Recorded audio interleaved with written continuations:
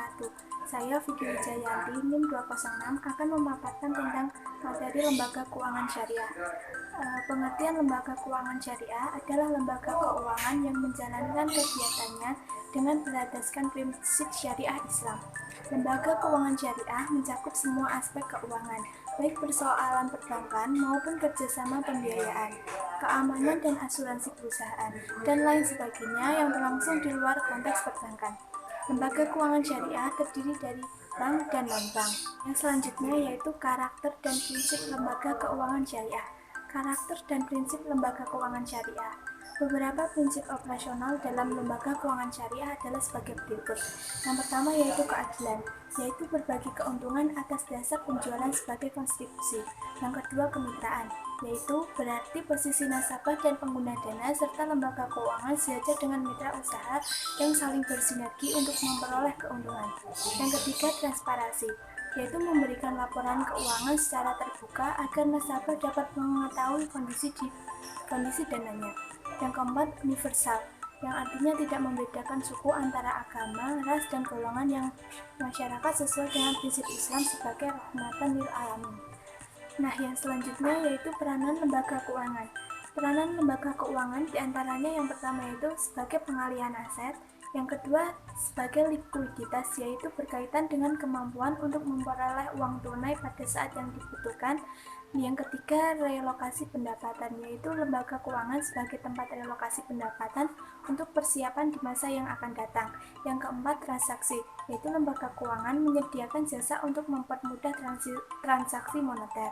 Selanjutnya jenis-jenis lembaga keuangan syariah. Lembaga keuangan syariah berbentuk bank. Yang pertama yaitu bank umum syariah atau perbankan syariah. Yang kedua unit usaha syariah. Yang ketiga bank pembiayaan rakyat syariah.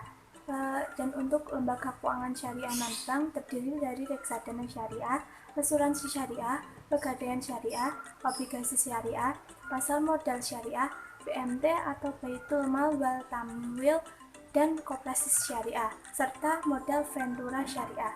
Nah, untuk bank umum syariah atau perbankan syariah yaitu adalah badan usaha yang menjalankan fungsi penghimpun dana dari pihak yang surplus dana, kemudian menyalurkan kepada pihak yang defisit dana, dan menyediakan jasa keuangan lainnya berdasarkan prinsip syariah Islam.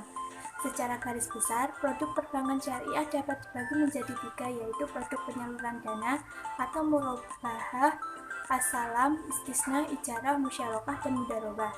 Produk penghimpun dana atau prinsip wadiah dan prinsip mudharabah, dan produk jasa yang diberikan bank kepada nasabah seperti syaraf atau jual beli valuta asing. Nah, untuk lembaga keuangan non-bank, saya akan menjelaskan yang pertama yaitu asuransi syariah.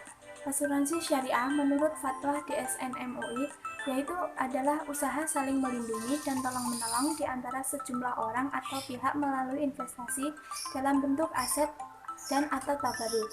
Prinsip-prinsip asuransi syariah antara lain saling membantu dan bekerja sama, saling melindungi dari berbagai macam kesusahan dan kesulitan, saling bertanggung jawab, dan menghindari unsur gharar, maisir, dan riba dalam Islam. Nah, selanjutnya mekanisme pengelolaan dana asuransi syariah. Pengelolaan dana asuransi syariah atau premi dapat dilakukan dengan akad mudharabah musyarakah, atau wakalah bil ujrah.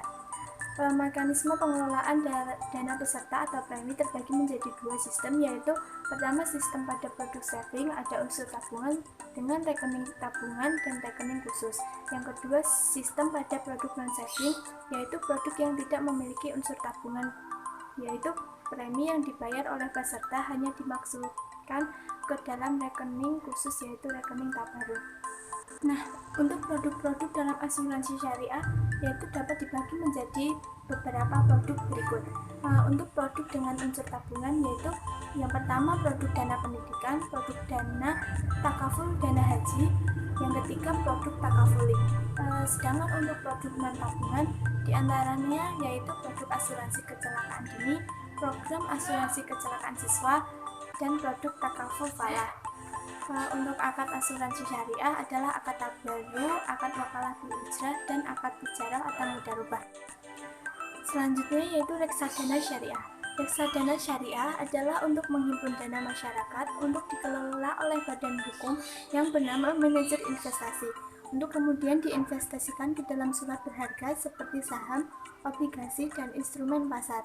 Beberapa hal yang membedakan antara reksadana konvensional dan reksadana syariah, yang pertama yaitu kelembagaan. Dalam syariah Islam belum dikenal lembaga badan hukum seperti sekarang. Hubungan investor dan perusahaan. Akad antara investor dengan lembaga hendaknya dilakukan dengan sistem mudharabah. Nah, untuk kegiatan investasi reksadana, dalam melakukan kegiatan investasi reksadana syariah dapat dilakukan dengan apa saja sepanjang tidak bertentangan dengan syariah. Nah, jenis lembaga keuangan non-bank yang berikutnya yaitu pegadaian syariah. Pegadaian syariah merupakan sistem menjamin utang dengan barang yang dimiliki yang mana memungkinkan untuk dapat dibayar dengan uang atau hasil penjualannya.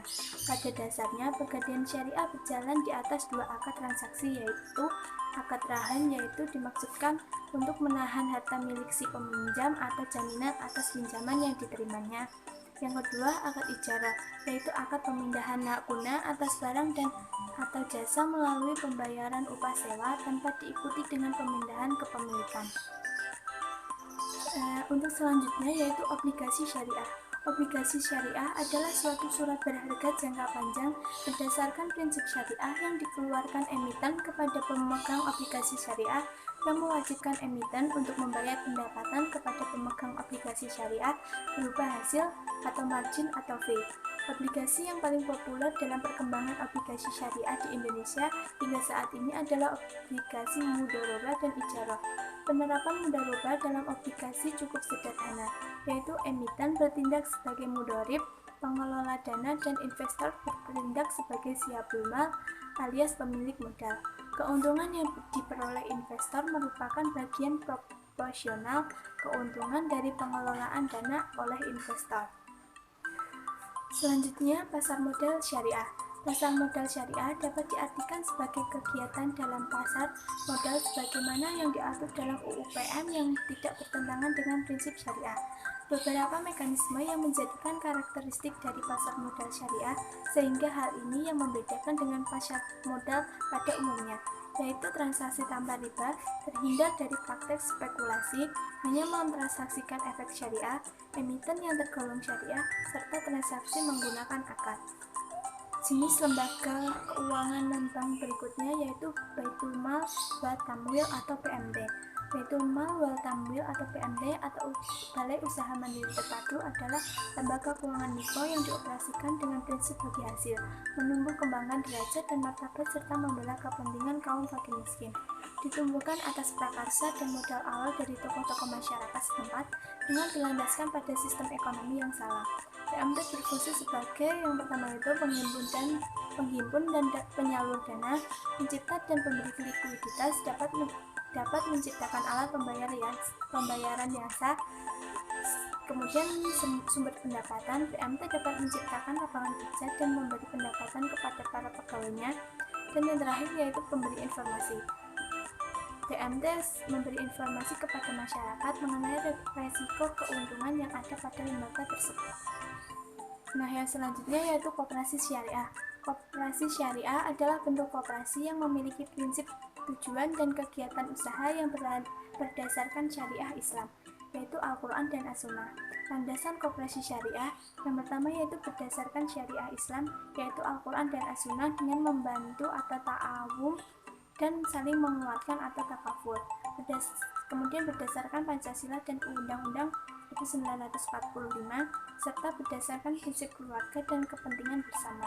Jenis lembaga keuangan non-bank yang terakhir yaitu modal ventura syariah. Modal ventura syariah adalah suatu pembiayaan dalam penyertaan modal dalam suatu perusahaan pasangan usaha yang ingin mengembangkan usahanya untuk jangka waktu tertentu atau bersifat sementara. Penghasilan modal ventura sama seperti penghasilan saham biasa, yaitu dari dividen atau kalau dibagikan dan dari apresiasi nilai saham dipegang atau capital gain. Dari pengertian tersebut dapat disimpulkan bahwa modal ventura syariah yakni penanaman modal yang dilakukan oleh lembaga keuangan syariah untuk jangka waktu tertentu, dan setelah itu lembaga keuangan tersebut melakukan divestasi atau menjual bagian sahamnya kepada pemegang saham perusahaan. Sekian presentasi dari saya. Apabila ada salah dan kata atau dalam penerangan kurang jelas atau kurang dimengerti, mohon dimaafkan. Akhir kata, wabillahi taufiq wal hidayah. Wassalamualaikum warahmatullahi wabarakatuh.